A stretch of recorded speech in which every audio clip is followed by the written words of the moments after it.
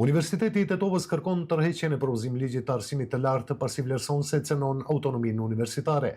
Vërejtje edhe për akreditimin e studimeve të doktoraturës dhe kriteret për thirrjet shkencore. Numri më i madh i vërejtjeve ka të bënë me cënimin e autonomisë universitare. Konstatohet se me faktin që parashihet të ekzistojë një këshill universitar, i cili mendohet se në një farë mënyrë i zbe kompetencat e senatit të universitetit.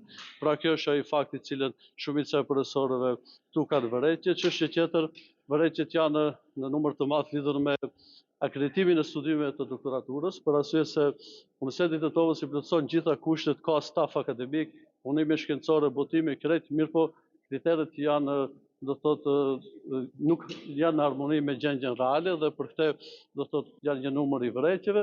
Ashtu Senati i Universitetit të Tetovës ka, do thotë, vendim me cilin propozon që ligji më mirë të tërhiqet dhe të rishikohet dhe të tjetë një draft më i arsyeshëm i cili është në harmoni me gjendjen reale. Por edhe përkundër vërejtjeve të Universitetit të Tetovës në debatin publik në Tetov, ministre Janevska tha se të gjithë mund të paraqesin vërejtjet e tyre, por se propozimligji nuk tërhiqet. Jedan месец на явна расправа и сите имаат право да дадат забелешки. Много од забелешките се прифатени и досега ова е шеста јавна расправа.